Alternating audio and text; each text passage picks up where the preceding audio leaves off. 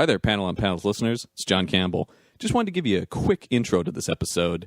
As you can see, this is our first two-parter. We were very happy to have Ibrahim Moustafa stop by to chat with us about the Superman films. We had such a good time, in fact, that we actually spoke for a full 3 hours with him. And in the best interest of both you and us, we've decided to release it as a two-parter. So this is part one of our conversation with Ibrahim, and part two will be coming out next week. Just wanted to give you a quick heads up about that, so you're not confused when things cut off and you go, oh no, why didn't we get any recommendations? That's why we can't shut up is basically the answer. So enjoy part one. Come back next week for part two.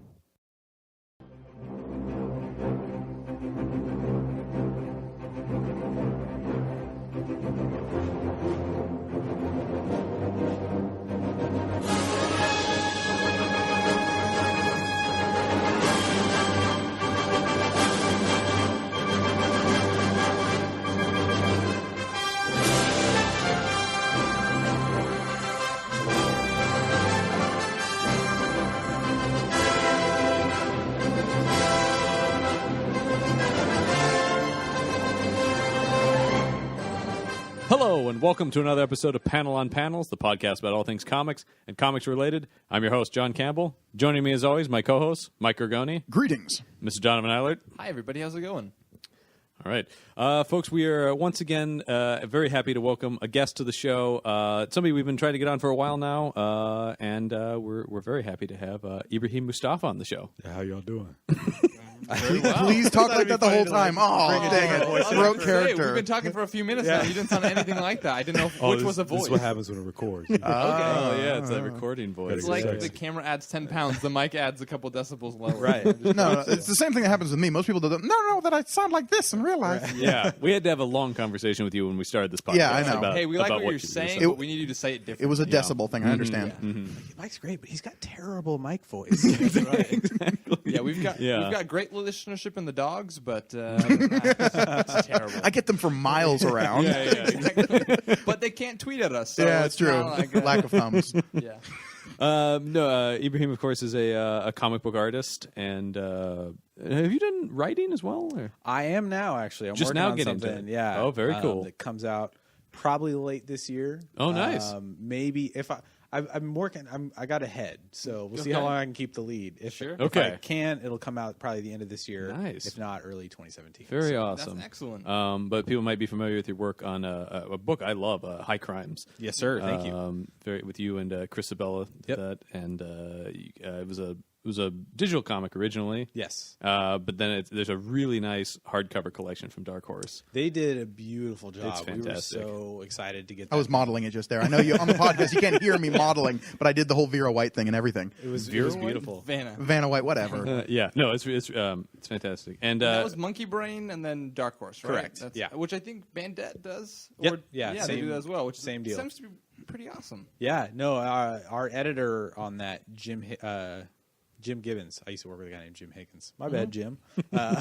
Sorry to both Jims. Yeah, well, not the first one. He's a no. Yeah, Jim Gibbons, formerly of Dark Horse, brought us into the fold. I believe he was also the editor on Bandette. Oh, very cool. He's actually the editor on the thing that I'm writing now. Oh, nice. Have you guys heard about Stila yet? I'll go ahead and plug it now. Oh, yeah. Please. So this mobile gaming company is making a foray into digital comics, and they hired Jim as senior editor, and it's going to be great. It's basically comics for your smartphone. Oh, And the formatting is such that it's just a continuous scroll. So the panels are broken up, stacked vertically essentially, but they're the same width as the phone screen. So you're not going to get any of that pinching and zooming in and out that you get with Nice. other comics. Yeah. I can never read comics on my phone. So It's tough, and I've had people, because High Crimes was digital first. They've Yeah, told me, I've tried reading on my phone. It was really hard. I'm like, well, Right. I get that, Yeah. I'm really looking forward to it. They're supposed to launch in the next month or two, I believe. Nice. It's Stila, Stela, and the Twitter is @ReadStela. Nice. So definitely check it out. It's going to be sure. really cool. And then same deal as with Monkey Brain. They retain digital rights, but after a certain period of time, you can print it anywhere you like. So Nice. Very cool. and essentially the way it works is, you're drawing it on a page like normal, but then you just stack the panels. Yeah. So it works both ways. You just won't have any like double page spreads or anything. So. That's awesome. Yeah. So you have the like awesome. double screen flip phone. Right. Yeah, that's coming, right? I could only assume. Technology recursive as it is, I think eventually we're just going to get back to the brick. Yes, I inevitably. think sometimes I'm like, just give me a damn flip phone again. You know? Yeah, there are moments with that, for sure. Something we always like to ask our guests, we love origin stories on this show. Obviously, we're about comic books. Do you remember what the first comic book that really clicked you into comics was? I do. It was John Byrne's Man of Steel relaunch #2. Oh, #2? Yeah, because I had this thing that came with a cassette tape of voice actors reading all the dialogue from it. Awesome. Yeah, so I used to listen to that and flip through the pages. I still have that copy actually, and it's torn to shit. Right. Sure. That, and I had a Batman that I believe was Jim Aparo. Okay. I don't remember. It was kind of like a Birdman of Alcatraz type of storyline or something. Like he was trying to find some escaped prisoner or something. I don't remember. I have that too, but those are my first two comics. Wow. Do you ever get tempted to tell people that it was the Man of Steel #1 just to say like you were in on the ground floor of that? No? Yeah, I've never thought about that. Oh, sorry. We can erase this if you want to take that No. from now on. This interview's over. He's leaving. We lost him. I honestly never thought about it. It was just, I think in rereading it, because naturally I went and bought them again at some point. Oh, sure, yeah. The first one is the origin story, and How does that go? how many? Yeah, exactly. Right. How many times have we heard that? So At least once. yeah. So I love the second issue because it just picks up and he's Superman and he's turning down music on a ghetto blaster. And Yeah, telling people yeah. to be respectful. Oh, that John Byrne run. I mean, that's about as iconic a Superman run as I think there is. Yes. That's always the one that kind of jumps to mind immediately for me.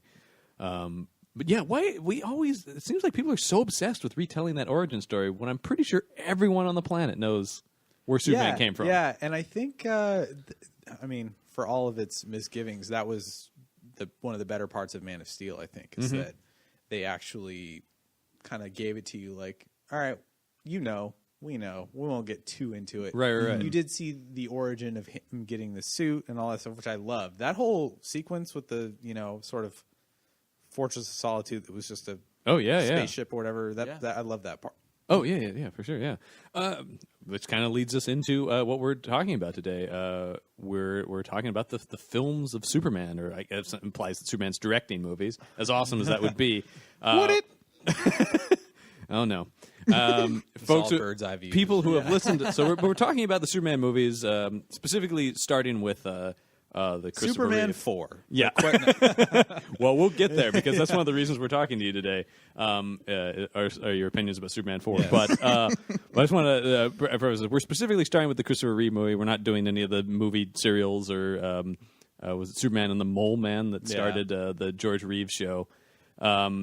But for those who have listened to the show, you know that we do have our resident Lex Luthor in Mike Gargoni. Look, all I'm saying is that Krypton bastard has no right to be on our planet. That's all I'm saying. Yeah, you've made that very clear on the show before. That's real harsh. But Ibrahim, you're a big Superman fan. I mean, Yes. talked about. I mean, it's sort of started you out on comics. Superman, is the reason I was born in 85, so by the time I was 4, Superman 4 had come out, and that was kind of, I'd seen all of them, but that was the one I remember watching the most, which is a big part of why I have such an unpopular opinion. Yeah. But yeah, and then I was really into superheroes as a kid. I used to watch the Batman, Adam West show, and saw all the movies and stuff, and then Ninja Turtles was a big thing too. Oh yeah. So awesome. reading those comics, at least the ones that my mom didn't know actually had like a lot of violence. Some of that early Eastman stuff, yeah. I distinctly remember my parents buying me some Ninja Turtles comics, going like, "Oh, he loves the cartoon show," and then being like, "What is this? It's black and white, and everybody's killing each other." I had one. I have to dig it out. I've been looking for it for a long time. I don't know what I did with it, but they went to this like Savage Land type of place, and in the end of it, like only one of them was left alive, and he was missing an arm. And awesome! Yeah, it was crazy. Like That sounds insane. Yeah, it was really cool. You know who makes it out alive of that one? Michelangelo. It might have been. I think it was Donnie. Oh, of course it Yeah. was Donnie. Yeah. Him or Leo. It definitely Yeah. wasn't. Well, actually, Now, Raph is too brash. He gets killed. He's the first one to die. Yeah. Brash, he's also brave though. That's Sure, usually, I'm just saying- he's usually the one that goes against. He's all the one odds. leaping into a T-Rex's mouth. brash but brave, cool but rude. Yeah, exactly. He's a man of contradictions. Yeah. Turtle. Yeah, Would you or ever- turtle. Would you ever want to write and or draw a turtle comic? Oh yeah. Yeah, jump on that. Because we Definitely. had a guest on who was saying he loves them, but he's like, I wouldn't want to like touch that. You know, I don't know that my take on them would be anything that anybody cared about. Okay. Because I like grounding things. Mm-hmm. To me, you know, like I love the Nolan Batman movies. A lot of people are like, oh, where's the fun and the whimsy? But like, I love that shit. Like, you know, Nolan basically did what if Batman and James Bond were kind of the same thing. Oh, you know what I mean? totally. Yeah. And I eat that stuff up. I mean, I love like the Daniel Craig Bond movies. Yeah, You know, absolutely. I love that the way. I mean, you know, Spectre. Did you guys see Spectre? Yeah, Donovan, I did. Did you Yeah. see it, Gurgani? Saw the what now? Spectre? No. Don't worry about it. That one, you know, I think the thing I love the most about it, because it did have some issues where I was like, well, that kind of reaching there, guys. But Sure.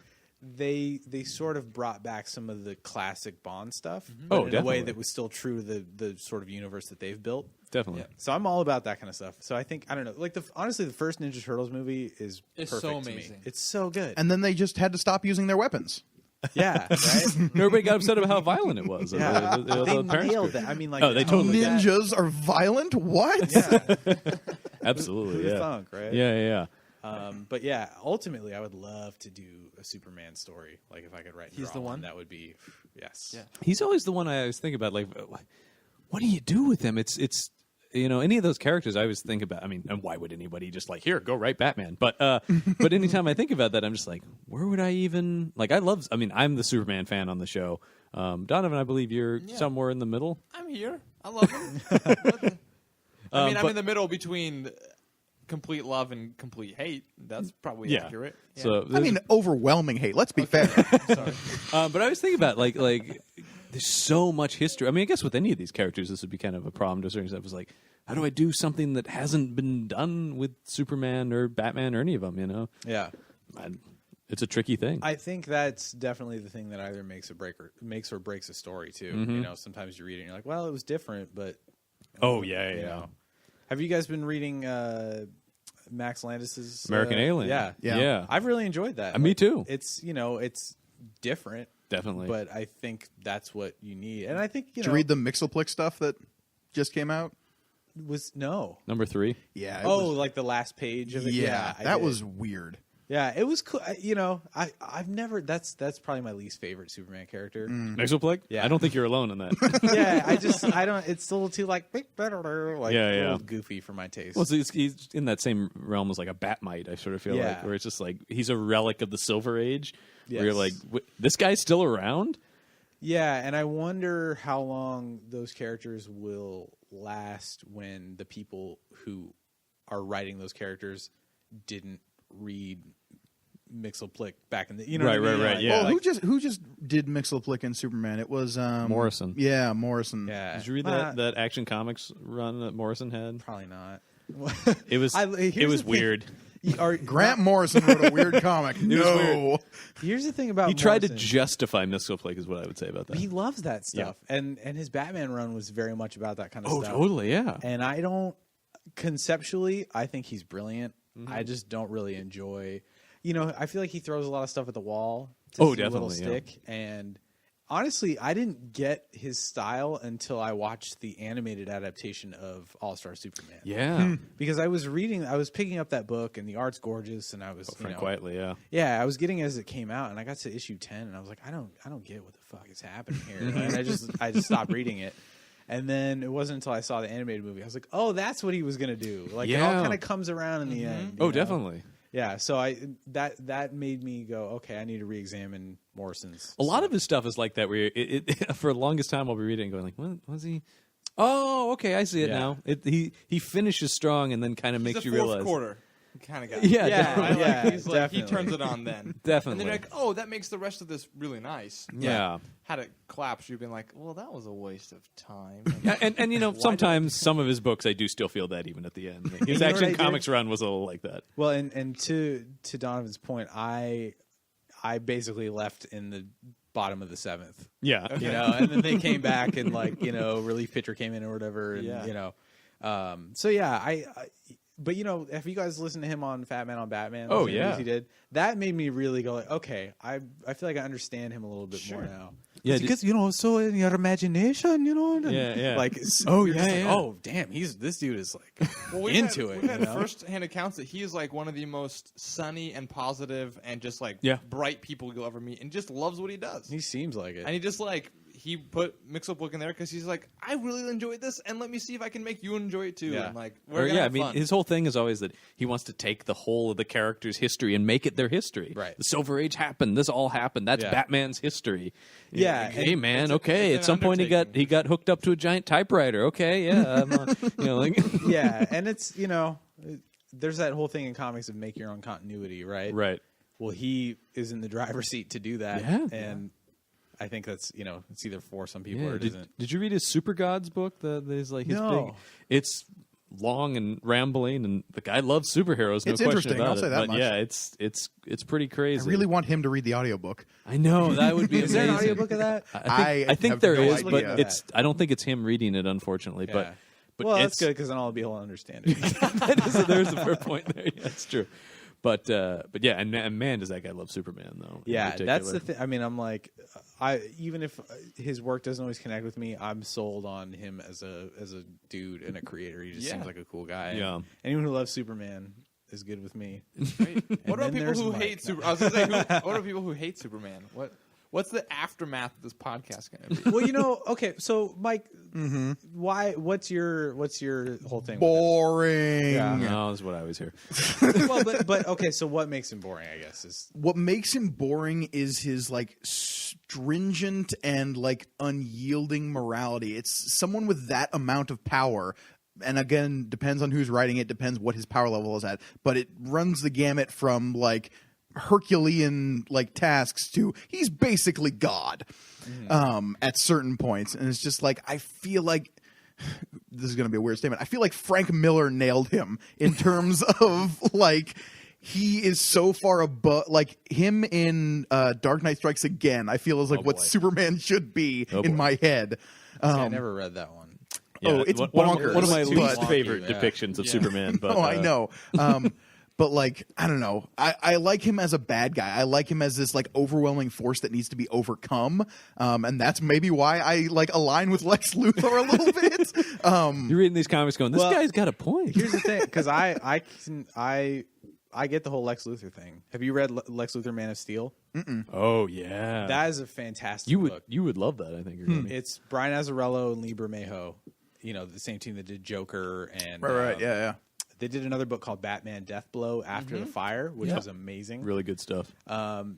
It's Lex Luthor's the main character in that, and you see everything from his perspective, and it's really interesting. Like the book opens up, and he's having this science spire constructed, kind of like OMSI if it were like a giant tower in the middle of the city. Sounds right? way better. Yeah, and Just finished playing through Fallout 4, and that's exactly what I want, is a giant science spire.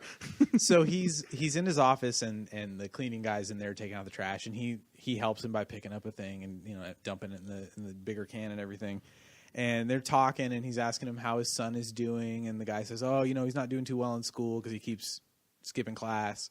So Lex says, "Okay, I tell you what, I will make him my personal guest to the opening of this thing if he gets an A in science or whatever."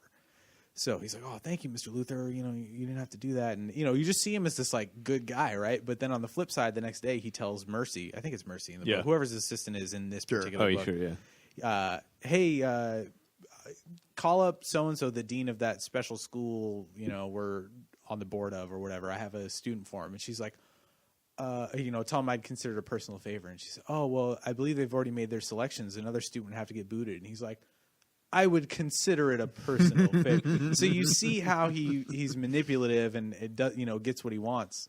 But also is not a terrible person to some extent. He's just a ruthless businessman, you Right. know. But it really makes you sympathize with him as a character because for the first time, something humanizes him. He's not just this like, you know, cartoonish villain up in his ivory tower. Strangely enough, cartoonish villain. Like my Lex Luthor, I feel like is the Superman the animated series Lex Luthor.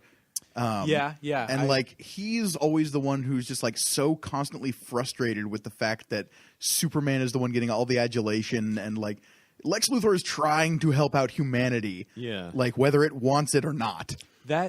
This version of Luthor is pretty similar to that. He's a little bit less like Luthor in that is just kind of like a bad dude.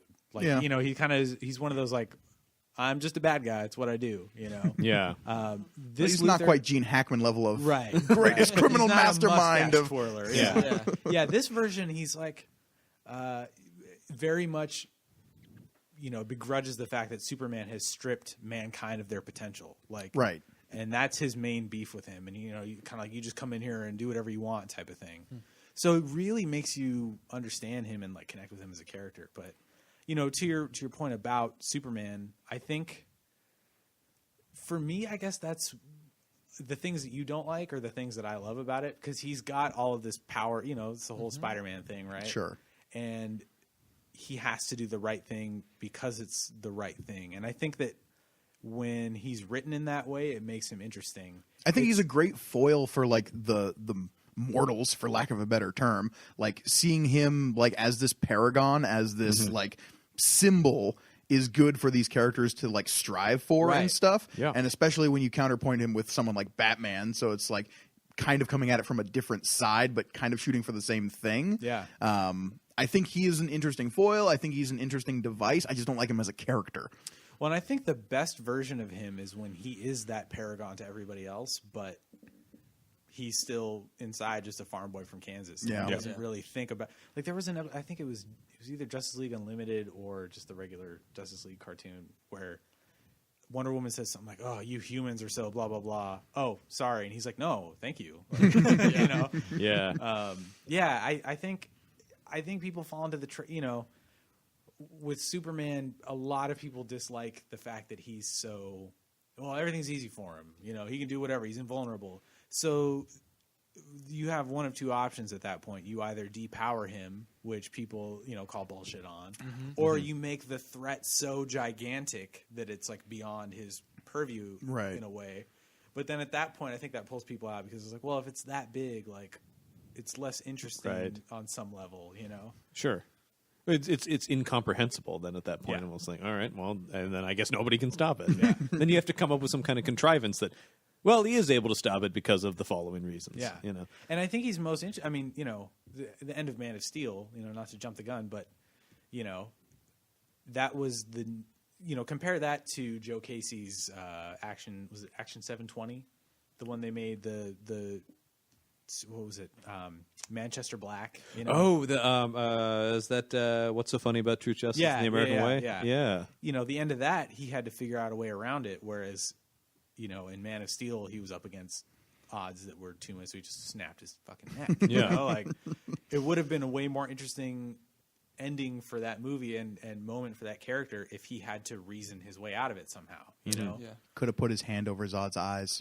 I mean, okay, you know, that's an in the moment fix though. Well, here's one of many big gripes with that scene is like, you're telling me this dude who can fly and just has fly up. Well, and like even Zod, like he can't like shift his eyeballs to the right 30 degrees Slightly, inside of his head. Like, I mean, it's locked not, straight forward. Yeah, heat vision is not dependent upon which way your head is. To be turned, fair. Yeah. Like from what we see of it in Man of Steel, I think it is just an eye beam. It's not where the eyeballs are pointed. It's just coming straight out of the skull. That's a good point. Like from everything we see in that movie, that's what it looks like. Yeah. My biggest thing with that movie is the third act is just like, let's throw each other through buildings. That didn't work. Let's do it again. Oh, wait. Is it still not working? Let's do it again. There's no, like, it sets Superman as a thug more than it does like thinking his way around a problem. Yeah, and he was just too. I mean, it's like, motherfucker, that's the Subway you ate sandwiches at in high school. Yeah, Like, you just exactly. destroyed it. You know? Yeah. exactly. That Denny's got wrecked. Yeah. I did see a 7-Eleven explode in that movie. That made me like my heart felt good when that happened. When the Smallville 7-Eleven exploded. You know, and I remember watching it and being like, okay, he's never thrown a punch before. I'll give them this. Like, it's his first fight. You know, no one's great in their first fight, but like, Jesus, man, take it out of town, you know, or contain it, or Fly to space. You've done it before. Fly to the moon, like when you fought Nuclear Man, right? when they yeah. yeah, which I okay. Yeah, we're jumping all over the place to a certain Oh, extent. it doesn't Let matter. me rewind us back to 1978. Okay. When we Just were the all year- negative Yep. 3 or whatever. Exactly. But John, that means I still have to wait another year and a half for Empire to come out. Yeah. Yeah, it's true. It's a dark time. But first sort of real, I feel like, serious treatment of Superman in film is Richard Donner's Superman the movie. Yeah. Christopher Reeve, Margot Kidder, Gene Hackman. So we've watched it again, the three of us. Because I hadn't seen the Donner or the old like Superman movies since I was like grade schooler. Oh, really? Same Yeah. So to a certain extent, that's why maybe we'll start with Gorgoni. Thoughts, broad strokes thoughts on. Okay, I'd like to sum up my thoughts on all of the Superman movies with a single Wait, all of the statement. Superman movies? all of the like older generation Superman, because I can't just call them the Donner films because like halfway through he lost Yeah. control. The Christopher frankly. Reeve The movies. The Christopher Reeve movies. Okay. I'd like to sum up my thoughts in one just general statement, and that's God. But what's I knew All right, that this was has been coming. cool. I'll see you guys. but what specifically, like, what are moments that made you make that sound? And I'll say this: the first movie Yeah. is fine. Like Okay. I thought it was just like it was fun. It was like it felt good. And especially like after watching Man of Steel again recently, like seeing the color palette of that movie versus Man of Steel, right? it was a revelation. This is Have like you bright blues, amazing. They exist. Yeah. Have you seen there's a YouTube video where somebody's recolored all Yeah, the... yeah. It looks so much better If you like watch that. like the Blu-rays behind the scenes stuff where you see it without the filters on, Yeah. like Oh, his it suit looks- is like, I mean the blue is dark, but the red is really yeah, vibrant. it looks good. No, it all pops. I have the Hot Toys Man of Steel. Oh yeah. Yeah. and it looks great. Like Oh it does. yeah, I've seen I it. mean, in- the cape is bright red. Uh-huh. The S is, the yellow is a little dirty, but Sure. other than that, like, Yeah. yeah, it looks great. And I'm just like, why did you guys do that? Yeah, for sure. Yeah, but yeah, the '78 movie it became so instantly iconic. I feel like, and I mean, we have to talk about Christopher Reeve, of course. I mean, to me, No, he's great. the definitive Superman, and I don't think anybody's going to challenge that. I mean, there's definitely a lot of nostalgia built in, probably for Oh, most certainly, people. yeah. But I think objectively, the guy is Superman. Like, Yeah. it's insane how much he is like the physical. I'll say this: embodiment of that better than character. any other superhero actor, like since I feel like he's the one who, to me, struck the best balance of being able to switch between the two personas of the secret identity and the superhero. I can't think of another superhero actor who's been able to pull that off, where it's like they're like two different characters on the screen. You can like really see why people would mistake one. Like they would not confuse the two. Yeah, of any portrayal of it, it's the most I get where I'm like, I don't think they would think this guy's Superman, Right. And he's doing it subtly to a certain extent. Just I mean, like with the hunch and like the glasses and the constant like fidgeting and stuff, and then when he's Superman, he's just like shoulders back, he's all at ease, and he's got Wait. this like curl in his hair for some reason every time. you see that in Superman 2, obviously, when he like stands to his full height, and you're like, oh wow, this guy, he's a big guy. Yeah. Yeah, he was like 6'4". Yeah. And all the little physical bits kill. Like all of his little like tripping over things and moving around things. Even when they're in the alleyway and he catches the bullet and then pretends to faint. Like it just works so Yeah. well. Like it's brilliant. Like know it's like I was talking to John because we were watching it together. His Clark Kent is Charlie Chaplin. Like Yeah. he's just moving about the space like he's never seen anything in the space before, and he's just like so excited and nervous and Yeah, like he's like a cool he's like about it. a baby deer learning to Yeah. walk. but also has like that lion's heart of like, I mean, Clark Kent still does, and we see it in 4, like he's like the epitome of moral, right? Yeah. Like people are just like, oh my god, No, he's a this- Kansas farm boy. Exactly, he's got like he won't sell the farm, right? He's like, Yes. nope, sorry, he's got to go to the right people, or I mean, it works. His Clark Kent I think works. his best depiction of Clark Kent is in 4. Yeah. Because he maintains that sort of like dual identity that you were talking about, Mike, but he's got like he's less cartoony, you know, like he's more believable. Yes. There's still that hunched over standing straight up. There's the, you know, oh, how do you do the aerobics, you know? But he has these moments like when you know, he reads a newspaper headline that says like Superman says drop dead to kid, and you know, he's looking at it and he walks off to the side and kind of leans up against the glass and just has this moment of like, you know, contemplation, and you just see both characters at the same time in that shot, and it's just like, it's brilliant. Why are you just laughing at that? Brilliant. Being used in Superman 4. I agree. There's some good stuff in there. There's some great stuff in that movie. But I have selective memory. You know, with that movie, like I don't know if there's a percentage, but like everything in that movie works better than basically everything in 3. Yeah. Oh, unquestionably everything. We'll get several scenes in 1 and 2. They work better than. Yeah. Like the Clark Kent stuff is the best. I love the rom-com of the like double date that he's on. That kills. That kills. Mike, can you hand me that High Crimes? I want to show you guys something. Wait a minute. Is there some kind of Superman 4 reference? Superman 4 reference. Oh no! In High Crimes, it is amazing. But you know, that's one of my favorite parts about that movie too. Is that, you know, typically you have the thing of Clark loves Lois. Lois doesn't see Clark that way, but and you get angry loves at Superman. Her. Yeah, and like in this, there's somebody who actually likes Clark for Clark and could give a shit about Superman. Yeah. And that person is the beautiful Muriel Hemingway, Oh, yeah. which I have drawn in this flashback sequence at page 64. My God. No way. As Sullivan Mars, the secret spy dude's that's girlfriend. That's insane. That's her. Outfit. That's I what did she's not wearing. pick up on that, but Nobody would. Nobody did. That's amazing. That was for me and whoever else I wanted to tell about it. Pretty much. That is that's great. awesome. Well, and we get that a little bit. And that's why I said it works better than most of stuff in 3. But Lana Lang in 3 likes Clark. Yeah. I felt like she legitimately liked Clark Kent. Like Superman would show up and she's like, "Oh, Superman, you're nice. Would you like to stay for coffee or something?" Yeah. But she Which is legitimately the least you could do for Superman. Yeah. Oh, I just saved your boy. Yeah. Who tripped and fell and almost died by like. Look, a first of all, combine. that kid is Wheat an asshole, thresher. because like if you live in the middle of Kansas and you're just going to play around a wheat thresher, like Yeah, exactly. Yeah. First off, what jackass farmer left just a big honking stone in the middle of his like wheat field? Yeah, they're like, about to go over that. yeah, no, giant that rock would into have wrecked shit. one of their threshers. Yeah. More than Superman did. I love that it cuts away for 30 seconds and Superman has to fly for like 2 minutes to get to that kid. Like, how fast is Yeah, that we kid? were talking was about that kid Wally West? Like, Yes, he was. It was they were setting up, secret origin building of the threads for the Flash. there's a post-credit sequence. Yeah, somewhere in there. But that's okay. So that's one of the interesting things about the first 2 movies is they were shot as one movie, at least for the most part.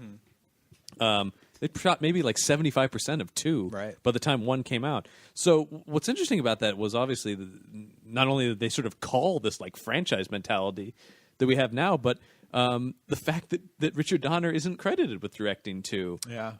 And because I feel like Richard Donner is so much of the reason that first movie works so well. Yeah. No, and I'll say this about the first movie is like the fact that like you open up on Krypton and it's like Yes. this weird out there like 70s sci-fi. Totally. Was just like this was Marlon Brando. This was a ballsy move for a movie of the time where it's just like people were coming in here thinking they were getting a Superman movie, and for the first 15 minutes you're getting this weird like almost Kubrick-esque like sci-fi film. Yeah, and we'll get to that. But well, I for the mean, first 14 minutes, it's credits, and then it's those credit sequences as a kid used to kill me. Ugh. It was like, Yeah. come on, you know?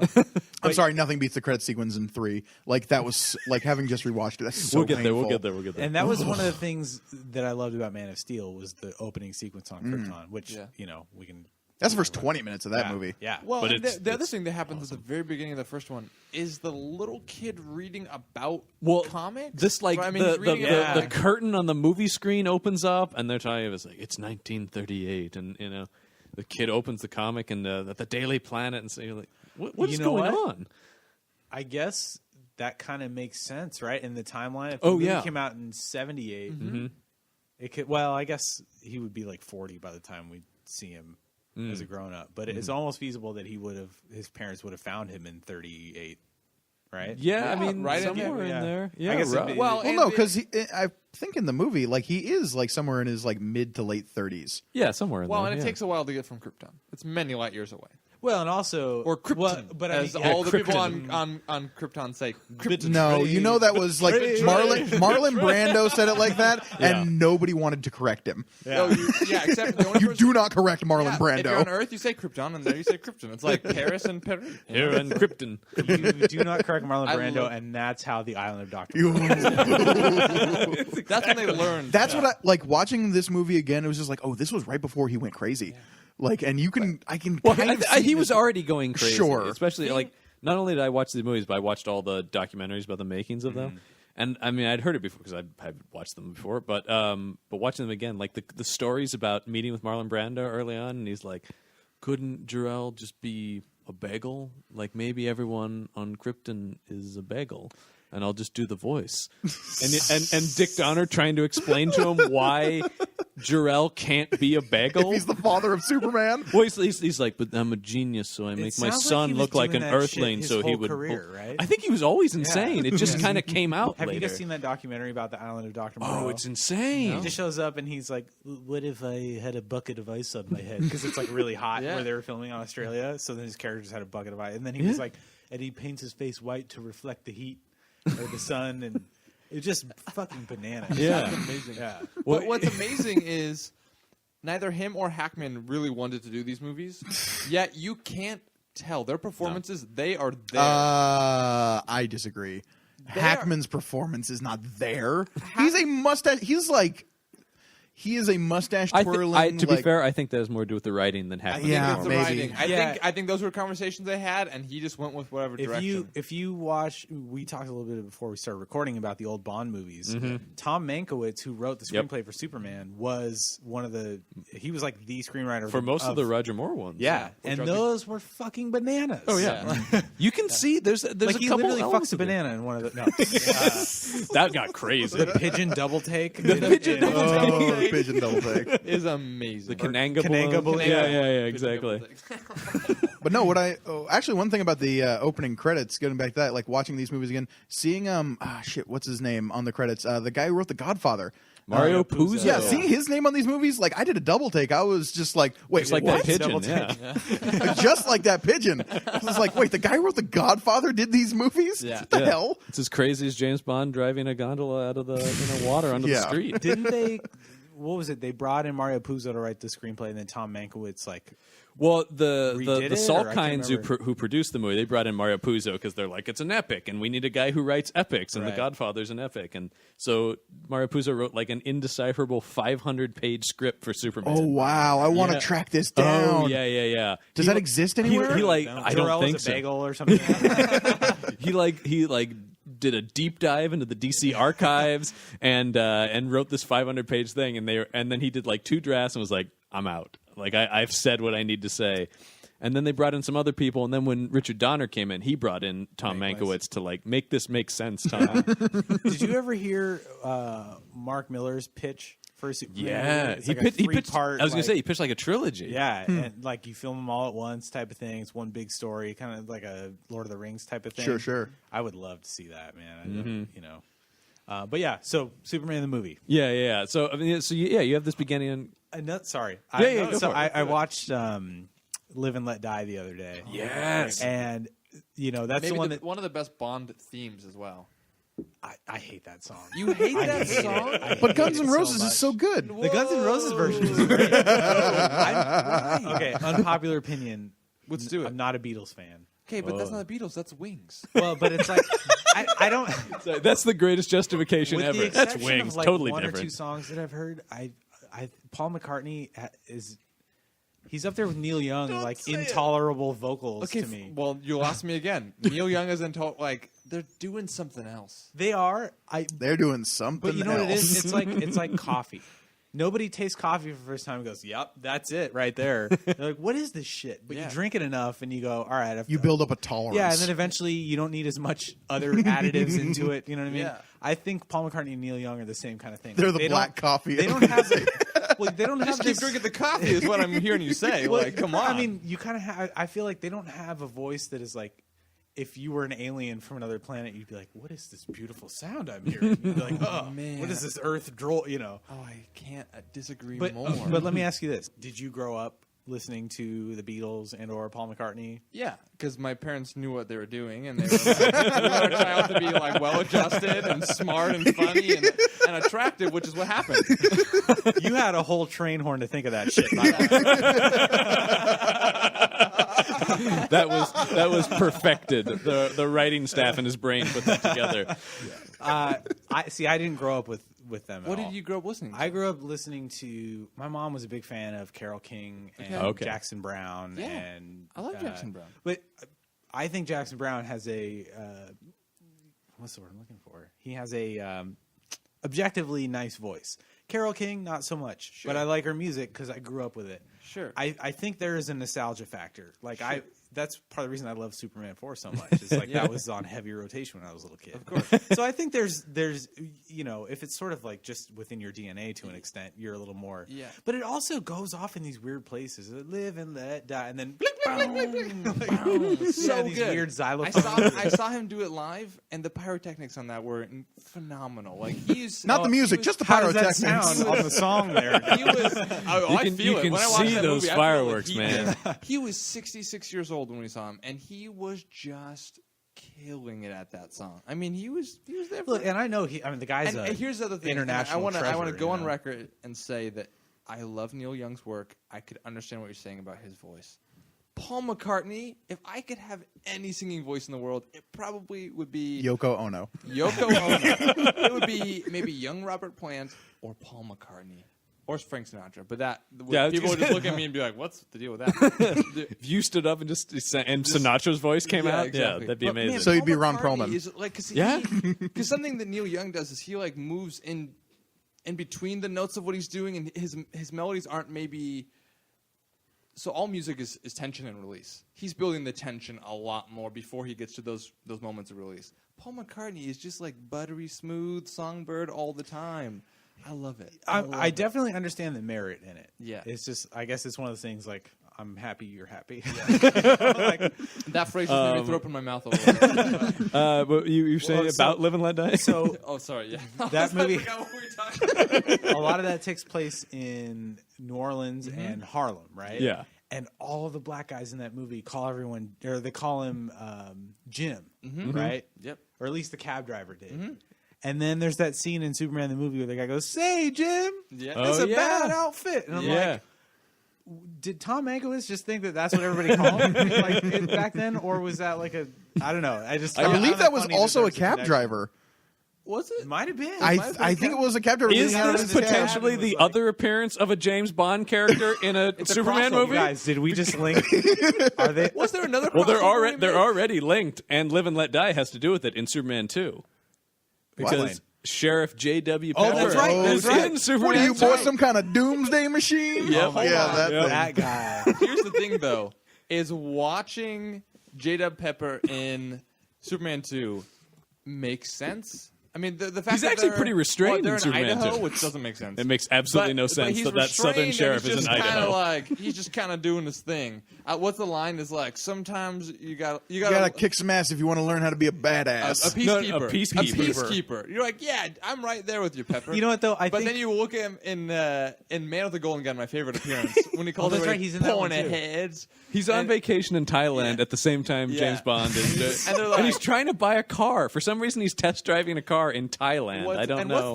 What's the thing they tell him that James Bond is like? He's a good guy. No, what do they say? They say he's. I just remember the response of on whose side. I think that's when they call him a secret agent. A secret agent, Because he yeah. goes, a On secret who- agent on whose side? Well, you know, I don't know. Maybe the J.W. Pepper.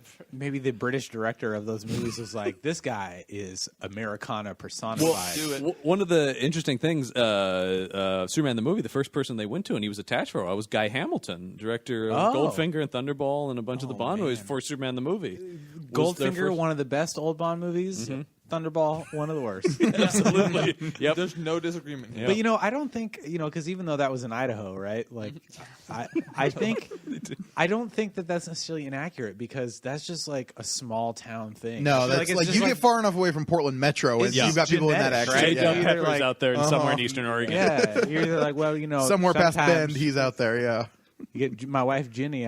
We was at the tractor pull in Tuscaloosa, and there's and you're like, aren't you from Boise? Like, but okay. Speaking of connecting timelines, to Yes. Yeah. this is a total tangent, but But this podcast has been nothing but tangents. Not just this week, though. That's true. I feel I'm guilty as charged, but I found a way that The Gray and Taken are on the same timeline. That's awesome. So in the beginning of I Taken, always just assumed. right? So I don't know if you've ever seen the post-credit sequence from The Gray, Yeah. but it's a shot that kind of pans around from like behind the wolf that Liam Neeson fights at the end, right? Yeah. And spoilers. And you see it's like big black furry, midsection heaving, and Liam Neeson is like leaned up against it, like they just beat each other into complete exhaustion, and you see his head move a little bit, like kind of leading you to believe that they're both alive, right? In the beginning of Taken, before he after the birthday party where he's like, Kimmy, I brought you a karaoke machine, and she's like, my dad got me a pony. He's talking, they're doing the whole backstory catch up for the viewer, Right. and he's grilling with his buddies, and they're playing cards. And they're like, oh, yeah, but what was that thing? You never missed her birthday. What was that thing you did? You left the middle of Singapore or whatever to go. And it's like, I told her I'd never miss a birthday. And they're like, they sent you to where, Antarctica or something? And he goes, Alaska for a year. And I was like, holy shit. That's insane. Yeah. So, anyway. Yeah, every Liam Neeson movie is connected. I only assumed That's the way I live. he gave my up being a Jedi after he got stabbed. There was like a debilitating wound. He came to Earth. All right. He's clearly also a Highlander. That's why he can live so long. when you bring Star Wars into it. Yeah, you go. we got Look, it. I like that. everyone's a Highlander in my He'd be opinion. a So good Highlander, though. Totally, yeah. now I just want to see him in the Sean Connery role in a Highlander remake. They are remaking Highlander. Put, But with Liam Neeson? No, not with Oh, Liam you Neeson. said they like it was a team. Oh, no, yeah. Somebody. Ryan Reynolds was supposed to be in it for a long time. Yeah, I don't think he's attached anymore. That I do not As want to say. McLeod? Yeah. I like Ryan Reynolds, but I don't believe him is Scottish. To be fair, Christopher Lambert was French, so I guess. Christopher Lambert had a lot of accent issues. Mortal Kombat. That's how it used to drive me crazy. You went to Mortal Kombat. You're finally learning. Like, aren't you supposed to be the Japanese God of Lightning God or of whatever? Lightning? Right. Yeah. I love this idea that Christopher Lambert is like nationality fluid. He can just be whatever according to film producers. I'm an American businessman. He's 'Cause he was also the Frank from Sicilian. Father of the Bride. Yeah. Frank is just kind of general. But he also in Michael Cimino's adaptation of the Puzo novel, The Sicilian. He's the Sicilian. Did you ever see The Hunted? 1995's The Hunted. Oh yeah. That movie is so dope. Okay. Picture, if you will, Tokyo, 1995, right? I'm there. Christopher Lambert is an American businessman. Of course he is. And from New York or something. And Yeah. he's in Japan on business, meets this woman in a hotel, Joan Chen from Twin Peaks, who's also in Marco Polo. I was telling you guys. Oh, about. cool, Still yeah. looks amazing, by the way. So he's in Japan, meets her in the bar of the hotel. They end up hooking up that night, and they're staying in the same hotel. They go to her room. So he leaves, and he's like, maybe tomorrow we can have lunch. She's like, no, I'm sorry. And he's like, really dejected, like, shit, okay. So he leaves, gets on the elevator, realizes he accidentally took her room key instead of his, right? So he goes back, and in this time, 3 ninjas, not Rocky Colton Tum Tum, but actual like ninjas, Not 3 little ninjas, 3 medium-sized ninjas. eating jelly beans, have like snuck into her room, right? And they're there to assassinate her. And the main one, Kinjo, like no one's ever seen his face, and she's like, "Let me see your face before I die." And he's like, "No one's ever seen my face." And she's like, "Are you a coward?" Basically. So he takes off his mask. They kill her, and this time, Christopher Lambert has come into the room and like. Because he heard something, and he's like, "Oh shit!" Right, so he calls. Bad ninjas if you 911. heard something. Yeah, pretty much. I think he heard the swipe of her head getting lopped off. I don't know. Yeah. So then he's like, He's got really good hearing. And they like throw throwing stars at him. So he lives, right? The doctor recognizes the shuriken and like takes it. I've seen the shuriken before. Pretty much. This And he- movie's insane. No, it's so dope. He takes it to his friend Takeda, who's this like samurai, descendant who runs like a kendo school, right? He's like a master swordsman. Of course, yeah. And his family has had like this centuries-old rivalry with this ninja clan. Yeah, why wouldn't they? Right?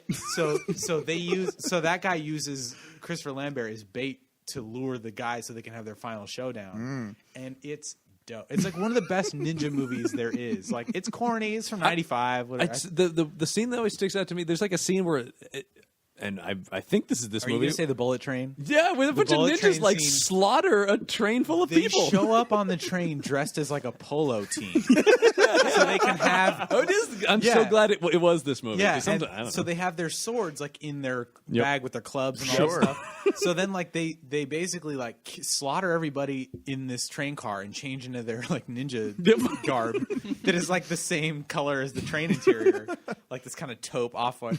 So, but then like they proceed through the to find the guy, and the samurai dude like he walks through the they have the sliding doors at the end of the cars, and he walks through and just stands there looking at them. And he's got his samurai sword like concealed. He's got a reverse grip, and it's like behind his back a little bit. And so they like throw throwing stars at him, and he just ching ching ching like hits him out of the air, and they're like, I love it anytime a ninja goes. yeah. And he like Favorite he, scene is Speed Racer. and there's like the leader of this particular band is like this female ninja who's Kinjo's like second in command or whatever, right? So like she's like, he's mine, right? And she goes after him, and so he just like takes down all these dudes, and then at the end like the cops come and they're like he tells them what happened. Like, okay, your story checks out from the witnesses that The cops say he just finished telling a story about ninjas. Okay, seems to check out. Well, Yep. basically, because everybody's up. like, no, he saved us all, right? And they're like, all right, all the witnesses on the train said you were, the hero here. One more thing, we're going to need your sword. It's evidence. And he goes, nobody touches my sword. But it's all in Japanese and subtitles, Yeah, sure. right? And they're like, well, it's evidence. And he just kind of, and he pulls the sword out, stabs it into the floor of the train, and then like breaks it off by hitting the handle with his forearm, puts it back in the sheath, and goes, like, here, take it. It's fucking awesome. It's such a dope I have not movie. seen that movie in so long. It was on but- Netflix for a while. I don't know if it's still on. Oh there, man, I'm gonna see if it is because now it makes me want to watch but it. very hard to again. find. I do have it on VHS. Nice. Anyway, I'm sorry. Oh, I'm yeah. derailing For this the- ninja train. here. Man, for those who tuned in for Superman, they're getting all kinds of other stuff here. But yes, we're still on Superman the movie. Superman the movie. But you mentioned we'll skip ahead to Gene Hackman as Lex Luthor. Yeah, he's definitely in this movie. I like what Gene Hackman's doing as an actor. I don't like the way this Luthor's written. Me neither. He's just evil. I mean, he's just a bad guy. Yeah, and I think that was, Greatest criminal mastermind the world has ever known. Which is just not how I view that Yeah, character. Yeah, he just calls that way too early. I feel like that was just because it was the first real comic book movie, right? Right. So they were just like, well, it's a comic book. Let's Yeah. make it a comic book. Yeah. They got so many other things right. That's interesting that on that one they're just like, Yeah, it makes him not as menacing because it's not like a crazy evil. Like it's not like Heath Ledger Joker. No. Where it's Right. like this guy's a complete wild card. Because here's the thing: his It's evil not like plan a in that Loki movie. where you're like, well, I mean, I get where he's coming from a little bit, Right. You know, Well, He's because just his an plan in that asshole. movie is like the evil businessman plan that like Lex I Luthor like Lex has. Luthor's plan. But Like, it's the a Lex fact that he Luthor has plan. like a weird like pariah criminal in an underground lair somewhere, like if he was in like the top of LexCorp Tower with this plan, I'd be like, okay, I'm digging this. Which is another positive of Superman 4. He's in like a penthouse where he belongs. But Yeah. the thing about that is because of what we'd seen in the other movies, I want that, but it doesn't add up for the Luthor I've seen in the other films. True. So Especially they're if like, he wait a just minute, if got this guy broken just out of escaped from prison with, we'll get to him, Lenny Luthor. But oh wow. Oh wow. oh wow, dude. Breakdancing. Yeah. Oh my god, that scene. But yeah, there's something. About, and then he's got Otis and Miss Tessmacher. With the less said about them, the better, perhaps. Yeah. I kind of like Miss Tessmacher to a certain extent because I at least like that she doesn't go along with him and ends up saving Superman. Yeah. Like, My mom Which I like like that raised part. so many questions about Superman 2. why Like, she's still with Lex why she Luthor? broke them out of prison? Yeah, In a hot air- an well, abusive relationship. I mean, I guess, but like, and why Lex Luthor's just like why he would even want to be with her or like have her involved in his plan when like she sided with Superman in the last movie. Didn't you see the last movie? Did he know? That's that he okay. saved That's her? what I'll Or say that she about. saved him. I can't Actually, remember. that might. I don't remember. I think he was gone at that point. Like, he Yeah. left the lair or something. No, but he says something about where's Miss Tessmacher. He says that line when they're like when the things are not working. Okay. He's looking for her. Yeah, because anyway, But that's what every movie in this series felt like to me. It was just like, have you seen the last movie? Like none of them. Hold on. The second one, they know that you've seen the last movie because the first 20 minutes of it is a recap. Like during the credits, it's like, hey, So look. you've definitely seen the last movie. So let's recap everything that you've seen. Have you seen the Donner cut of Superman 2? I was John was just telling me gonna bring it that up. apparently I need to see the Donner cut of Superman It's 2. the only version of it I watch anymore. It's yeah. besides It's, the one we just watched. Well, a because couple days ago. we watched, you and I watched the theatrical cut because I figured that was what Grignoni was going to get. That's his what I could hands track on. down, and I yeah. figured that's probably what most people are familiar with. And I hadn't watched it in quite a while because I pretty much only watched the Donner one. Yeah. Considerably better. much better. My only gripe with it is that it ends the way one ends with him flying back around the Earth again. Yeah. Because Wasn't that how one was supposed to? Like one wasn't supposed to end with that. That what I had heard was that was supposed to be how 2 ended, and then they had some problems with the end of 1, so they put that there, and then Yeah. we're like, we'll figure out how 2 ends later. Yeah, 'cause but he- Donner didn't get to that. yeah, and if you watch the first one with the commentary, it was either that or the Donner cut. He says, "I hate this ending." Yeah. Like so he for whatever at some point It's still during the better than process- Amnesia Kiss. Yeah. Well, but here's the problem: is in the third act of that movie, everything falls apart because he, And 1? Oh, that's he- right. We went. He Yeah. goes back in. He sends himself back in time or reverses the Earth, however you want to do. I've that. always read. Yeah, that's something I want to talk to you about, Ibrahim. Is I've always seen it as him going back in time, less than him changing the. Okay. That's my reading. I never thought about that But honestly. here's 'Cause the that- thing. at least If he that's- goes that back makes in more time- sense to me. Yeah. If he goes back in time, that means there are now 2 Superman timelines, right? Because he can't. Oh shit. So 3 and 4 is the darkest timeline. Well, here's the thing: is and 3 Superman Returns is the good timeline. You know what? It's 3. That shit works for me, man. And there's even a fight between 2 Supermen, one as Clark Kent, one as Superman, in the third one. Yeah. I mean, it looks like he's the same person, but maybe. The only thing I would disagree with is that I think Superman Returns is part of the darkest time. Okay. All right. We're gonna get there. as Yeah. well. But what happens? There's a bunch of future contention coming up on this The podcast. reason we know that is because he saves those. Remember, there's like the little model town that was supposed to look like a real town. He's like pushing rocks in the way, Wait, right? that wasn't a real. And he can't, they didn't endanger those people, Ibrahim. That's true. And then he gets to Lois, right? And it's like if he would have reversed it, he would have just gone straight there, and she would have been fine. But she's like, "There's an earthquake." And so if there was an earthquake, Yeah, that means yeah. he didn't, one, go back either far enough, or he split it up and was able to save everybody because there's now 2 Well, Supermen. and did you guys watch The Flash? Yeah. You remember in season 1 when Yeah. he like ran so fast he ended up in a Yeah. different. Yeah. Could be the same kind of thing, just in the other direction. I'm down with that. Yeah. Like if he flies far enough backwards, he ends up in the past. Yeah. That's pretty fucking cool. Yeah. And the other person keeps going forward. Okay. Let's justify these movies, guys, because the I'm people into making it. them clearly didn't. Well, that's what we're here for. Right? Yeah. The people think about That's like, why fans exist, isn't it? Yeah. They're like, no, you don't understand. That's why we have what- podcasts. That's that's all we true, do it's on true. here is Yeah. justify this you don't stuff. understand. It was this. It's like I didn't understand. I was the director of this movie. How do you understand better than I did? No, I mean, no. I maintain the time travel in Days of Future Past works perfectly. It's just everyone in the movie is saying it wrong. Yeah, see? Same thing with Superman. He goes back, creates a second timeline. That's all you got to know. Yeah. That's all you got to know. That makes perfect sense. And then an interesting thing about the first one that I know I've heard Donner talk about was he wanted to end 1 with the Kryptonian fugitives escaping the Phantom Zone and flying towards Earth, shouting, "We're free," and then end that first movie on that. Oh. And the studio was like, "Nah, cliffhangers. We don't, you know." Cliffhangers. They already knew That would they were now gonna be do a second one. post-credit They're scene. already filming a second one. I Why know that was wouldn't the they weird say- thing about that. We But- don't want people to know there's. But I mean, another so one that coming. takes us into sort of talking about Superman 2, where so much of that is set up in 1. I mean, the way 1 begins with Zod and his followers. Guilty. Great, the Kryptonian. Yeah, I love those Kryptonian councils. Guilty. Oh yeah, betrayed in. But you know and what? the fourth one. And Betrayed. it's not even an echo. He's just saying it.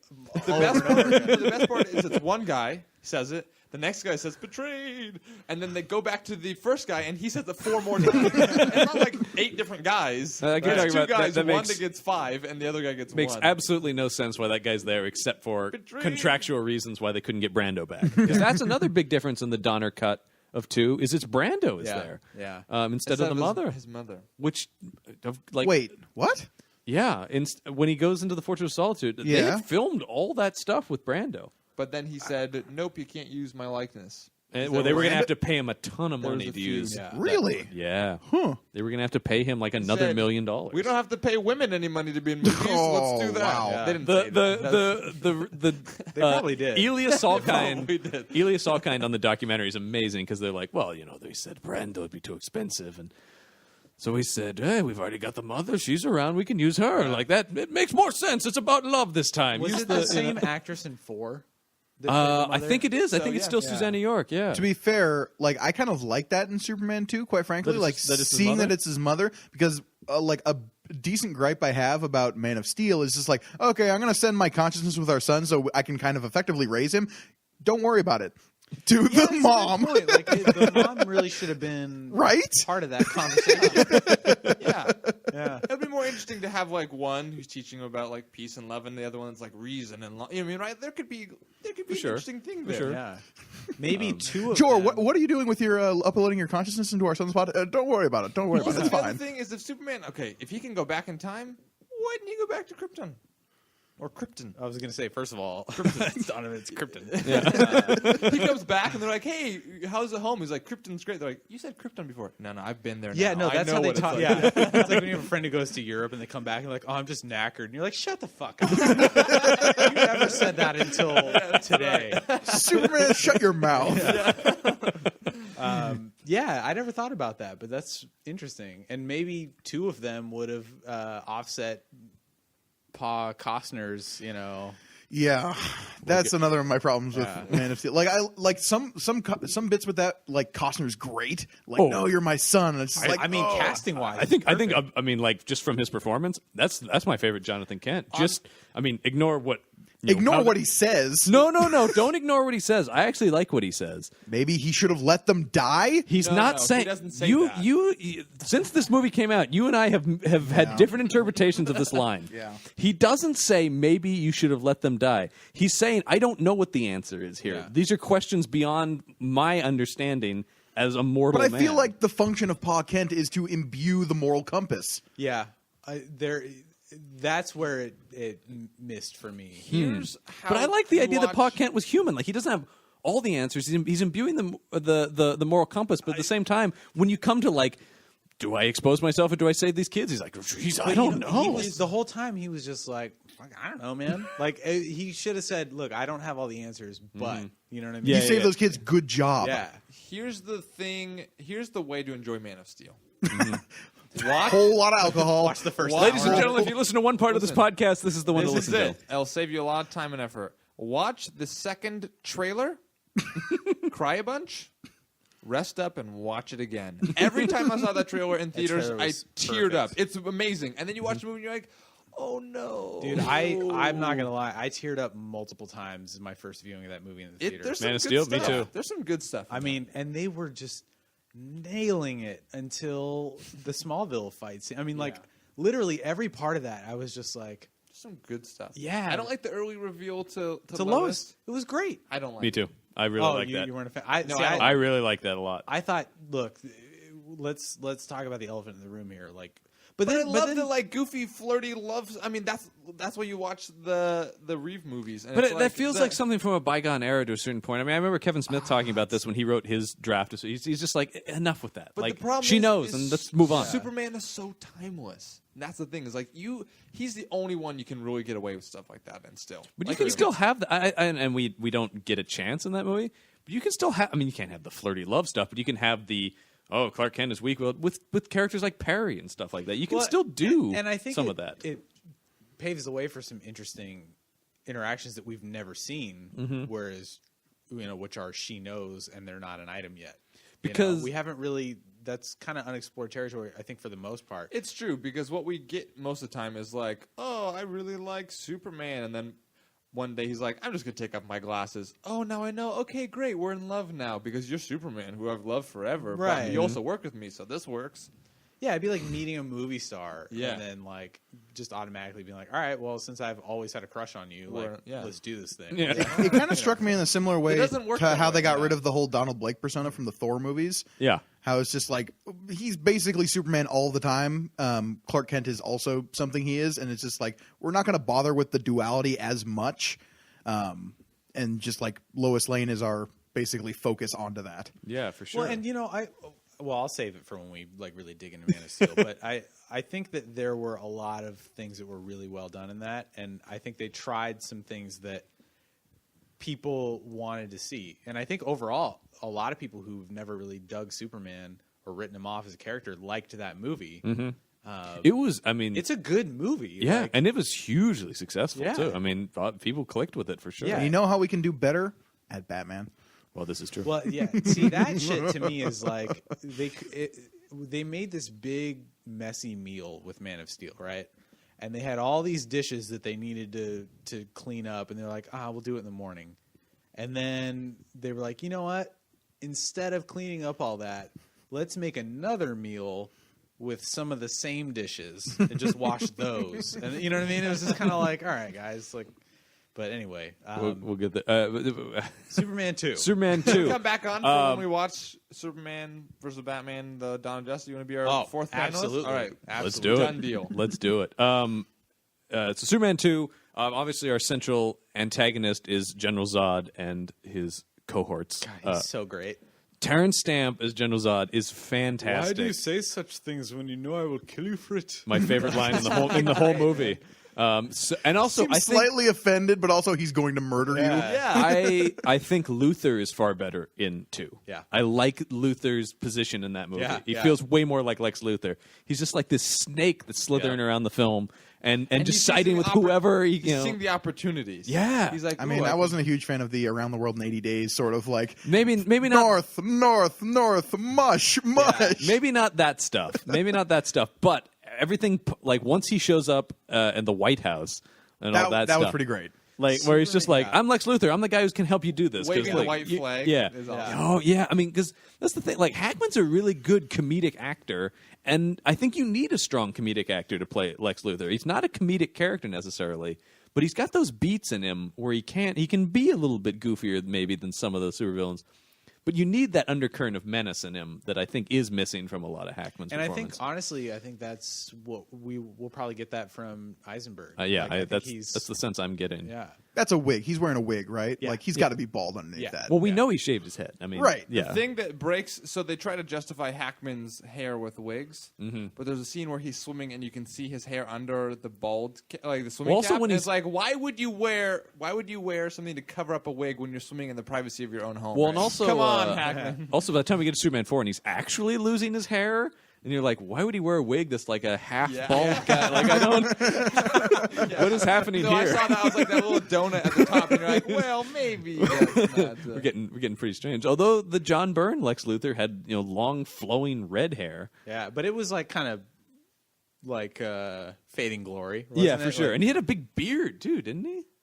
I don't Maybe think so. maybe that was the Maybe a later. maybe incarnation. I like just wish later. That might have been just somebody after left that. him- let him have hair, and people could have complained about that, as opposed to like, oh, we're going to justify it with these collection of wigs. To be fair, yeah. Yeah, like the wig thing has never made sense. It was just a little quirky thing that they just. I'm curious if they're gonna like, for lack of a better term, Nolanize it in Batman v Superman. Like if there's gonna be some kind of character justification for him wearing a wig. Sure. You know. Well, because in that, and then when Spacey plays him as well, Spacey exclusively uses it as like a disguise. Yeah. Because it's just, I mean, sort of like the glasses thing. It's like, boop, he puts the wig on. He's Yeah. not Lex Luthor. Which makes sense. I in am that definitely movie not because Lex he's Luthor. like, yeah, he's like a criminal who's like on the lam. and Right, whatever. exactly, yeah. But Superman 2, we're talking about General Zod. Gorgoni, I was talking to you before this. I mentioned Terrence Stamp as like, surely we can agree that Terrence Stamp is amazing. And you gave me a look that made me very concerned. I buttoned up because I didn't want to waste any of my opinions for idle conversation. All John. right, so Terrence Stamp as General I think Zod. he's fine. It's a one note. Yeah, I mean, Yeah. it's just like, I am General Zod. Yeah. Zod. Zod. Zod. Zod. He says his name so much. Well, I love when the That's branding, man. when the president says, "Was it oh God?" and he's like, "No, Zod." That was clever. That was fun. awesome. Or Planet Houston. I love all that stuff. Houston is great. Which, how did they know that? Did they hear their radios? Yeah. They heard the astronauts say Houston, we have a problem. Okay. Yeah. Houston. I guess I didn't pick up Houston. on that. See this planet? Houston. Yeah, and they take To over. slowly float to Earth. Yeah, here's All the flying is a little too slow. If it's In the- if it's in the flying Christopher from far Reeve movies. away, it works. When it's the close up and it just looks like people uncomfortably floating in a green There's room, like it two good like flying shots in the movie. There's like one of Superman as he's like bringing the frozen lake over the chemical factory. Oh, in Superman 3. In Superman 3. Love that bit. But in Superman 2, specifically when absolutely no he's sense. flying and the big guy is chasing him. None. Like there's one shot and there's just like, ooh, that looked really good for like half a second. And then now we're back to this. The best shot of him flying in any movie is that first scene as Superman in the first movie where he does that bank left in the Fortress of Solitude. Yep. Just, I mean, the physicality of that Well, because- is perfect. Well, that was because that's I like when he wires. That's waves. not Yeah. that's any when you, as soon as you get to the green screen stuff, they just it was great at the time. I'm Yeah. sure because they talked about like they really felt like they nailed it then, Yeah. and I'm sure that was the best they could do. And they had a bunch of, they had like little like remote control airplane versions of them and stuff. They too. had tons of stuff because I mean Donner's big thing was if we don't nail that, then this movie's going to sink. Yeah.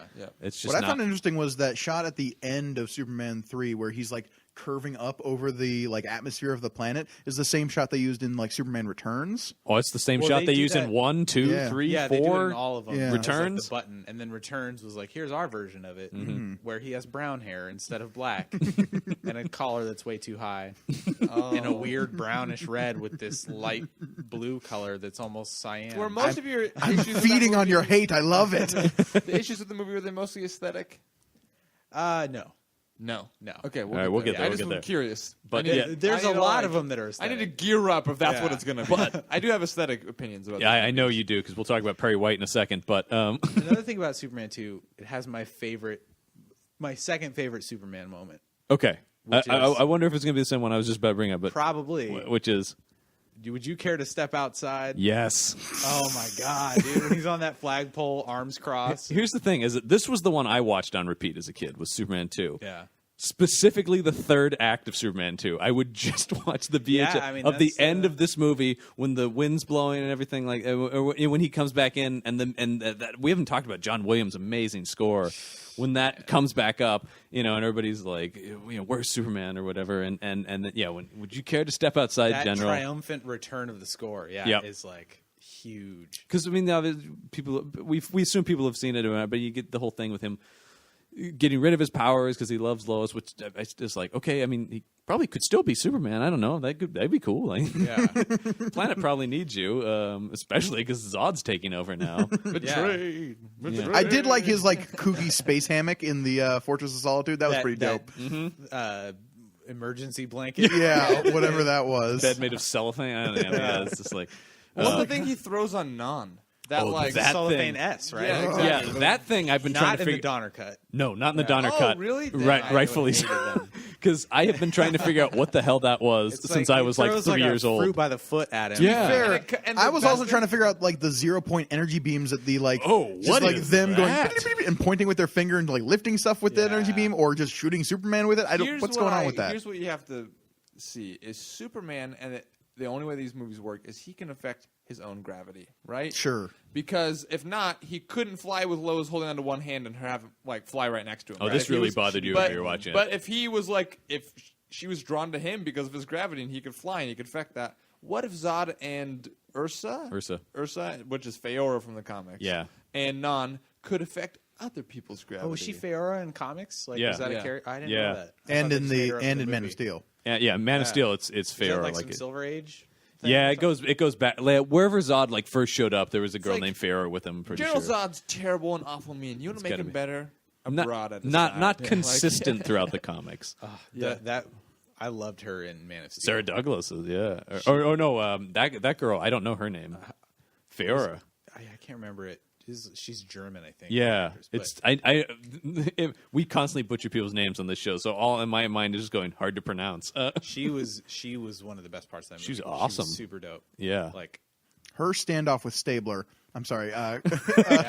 Chris Maloney. when she Christopher zips Maloney. like a video game, like oh, so Yeah. dope. Anyways, maybe they can affect other people's gravity. for sure. Sure. Yeah. why Let's not? Maybe Let's just go keep with making it. up powers. But anyway, with the My specific- issue is when Superman takes years to develop all of his powers, and they're like, "Oh, we've been here 3 minutes. Great, I can do this, and I can do this, and I also something I liked in Man of Steel. That Yeah. they Where were they take more time to develop unconditioned for those powers. Yeah. But what I liked in Man of Steel's Zod was him going, I'm a warrior born. I've trained my entire life to master my body. Right. And that's why I can just sit down and go, now I've got all my powers. Let's do this. Yeah. Yeah. Zod in Man of Steel, hero of the movie. Oh yeah, he was one of the better parts too. I mean, he's Yeah, oh, great. yeah, and Michael he sees Shannon. no issue with what he's doing, which makes it way more powerful. Yeah. He's But like, you I get was- where he's coming from. He's a far more human. I mean, he's an alien, but I mean, from the writing standpoint, character than the Terrence Stamp. you know, anytime More complex. the villain is the hero of their own mind or Those are the story, best like- villains. Yeah, like Fisk and Daredevil. Yeah, Oh, absolutely. Yeah, no, for sure. The Netflix, not Not the Michael Clark Duncan Fisk. But talking about the third act of Superman 2, you talked about, like, could he come up with a more clever way to deal with something in Man of Steel? The way this scene is one of my favorite Superman sequences in anything. The way he dispatches of the Kryptonian fugitives here in the Fortress of when Solitude. they just see. That's the part that I'm like, wait, so you like where'd they go? Oh, no, okay. Not so much what he does after, but the way he depowers them, the way that his plan sure. is contingent on Lex Luthor betraying him. Yeah, that's great. That's great. Superman acting when he's like, Luthor, you snake! Yeah. Yeah. But then once they're depowered, Yeah. couldn't he just fly them all to jail? Yeah. Yep. Instead of sending them into this like abyss. I- I mean, he I- does kill Zod in that movie. This too. is something I think I mentioned to you as we were watching. I'm like, everybody complaining about him killing Zod We don't in know if they're Man of bad. Steel. I'm pretty sure he killed him in all Superman three 2. of them, because don't all Well, and three of then- them and go then- like tumbling down into the Yeah. mist? Lois kills Ursa. Right. and if you think about it, really, their death. I mean, maybe they just fell down this like chasm and landed and broke their legs, and then they're just starving at the. And Yeah, I then mean, they're gonna. They're then it turns into the movie Touching the Void. There's unless he went down there and got him. There's no scenario they're not dead. So, Yeah. like, and I don't get any But sense that he. I guess like how long it took for them to die is kind of could maybe a next snap. See, is I merciful. imagine they fell down into that like big menagerie that Superman keeps under the Fortress of Solitude with all like the alien creatures in there. Oh, there you and then go. it turns into like the most dangerous game sort of a thing where it's like something's hunting them now. But you also I'd have this. watch that movie. I'd totally During watch Descent that of movie. the Earth. Anyone? Oh yeah, Yeah, you know, yeah, Maybe that's they're right. slee stacks. They There. come out the other side of the Earth. It's, Yeah. Find their way into the Hollow Earth. That's right. It's also I was thinking about there was this time when like you had to kill bad guys though to a certain extent in Yeah. movies if you think about because I always think of the '89 Batman as being that too, like, oh no, the Joker's got to die. Yeah. Like that's these are the rules. This is an action movie. That guy dies. And so to a certain extent, I wonder if that's kind of the way I read Superman 2. I Yeah. mean, obviously To be now, fair, you think of like the current string of Marvel movies, like barring Loki, like most of them are most of the villains are I think dead. that might just be a movie rule. But you know, usually it's like by their own hand to Right. some degree. Now you it know? is. Yeah. Hubris. Yeah. Or like, you know, I'm not going to kill you, but I have to save you type of thing. Yeah. You're like, Yeah. I do really like that moment of Batman Begins, actually. Begins is a great movie. Yeah. That is the best of the Nolan movies. Yeah. Hands down. It's the one That's that the I'll best one. rewatch the most for sure. It's the best. I love The Dark Knight Rises though. I'm a big fan as well. I love that movie. These I got schmucks. some big problems. I got with some it, but big problems with Dark Knight. I don't feel like there are any plot holes in Rises that can't be explained by anything that happened in the first. Well, two, I don't know that you there's know? any plot holes. Any I just plot have holes to- can be explained Well, by everybody's I'm the always like- goddamn Batman. Well, I mean, everybody's always like, "Oh, how do you get back from That's that stuff prison?" never Like he's bothered me. fucking. He's we saw Batman. him hopping ships and whatever in the Right. first movie. Like, Yeah. you know. No, I never had a problem with any of that stuff. But that I don't want to get us too off on that because It's also one of my favorite Bond movies. Yep. It's totally a Bond movie. I mean, how good would Tom Hardy be as a Bond villain? Amazing. Tom Hardy should just be in everything. Number one, but My That's a guy who thing is, I disappears want to into see a that role. guy Yeah. as Wolverine. There's a As big the fan Mad push Max, to like, get him. brutal Wolverine would be The whole time you and I were watching Mad Max Fury was Road, thinking, that we were this just guy's like, Wolverine. he could be Wolverine. Yeah. He's Look at this Wolverine. right here. This is basically He a comes Wolverine. back out of the mist and he's just like wiping somebody else's blood off. That's him. totally It's like, a Wolverine That's scene. Wolverine. That's Yeah. Wolverine. No He did argument it. here. Yeah. And he might be Logan in Mad Max. Just Old If- man if Logan. we saw some claws come out, I would buy Yeah. it. I would totally buy it. But yeah, but I do really, I liked all that stuff, and talking about Lex Luthor once again in that scene is great. And then he once again turns it around to even be like, "Oh, because we tricked him, man," Yeah, you and yeah, I, yeah. and he's just like, "Nope, not gonna buy it." Flying you back to jail, buddy. Yep. I love that idea, and he does that in the first one. When he just drops Luthor off in jail, as if that's like a thing. Yeah. just like. He does it again in 4 too. No due Yeah, he process, does. no Well, judge, flies up no in an jury. At least car. he was already in jail in 4, so he brought him Yeah. back. In 1, it's like, well, he hasn't officially been arrested says or he's processed. gonna- And the await his warden's just trial. like, "Thanks, Superman." Yeah. That's but that feels that very like comic book kind of logic to me about just like, well, he puts him in jail Well, and and he's in there. 4 though, in 4 he just brought him back to jail. He like- brought him back to that like rock quarry where they were and breaking like rocks. Mozart. Yeah. like because he was always whistling and great. shit. Yeah. and he's like, shut up. So I mean, really, there's due process is out the window with this because it's like, no, It's Superman. I We don't found your need puppy. due process. Like Yeah. he's home again. Whoever Yeah. Superman brings to jail probably deserves to be there. Right. He's attracting that. So attention. I'm imagining in Superman 3 when we have my favorite Superman, I was just about to Of course, turn you like drunk asshole Superman. drunk, horny asshole Superman. borderline getting borderline rapey. In Ooh, the scene yeah. with, Let me tell you, the best part of Superman 3 was that we got Office Space out of it. oh, unquestionably. Yeah. For a real, the central like plot of Office Space is like a throwaway thing in Superman 3. Yeah. But yeah. And there it is, folks, the end of part 1 of our conversation with Ibrahim Moustafa about the Superman films, and now, as you can tell, pretty much anything else. Like I said, part 2 will be out next week, and just wanted to sort of give you this quick to be continued. We'll be back next week for part 2 of Lights, Camera, Action Comics with Ibrahim Moustafa. We will see you then.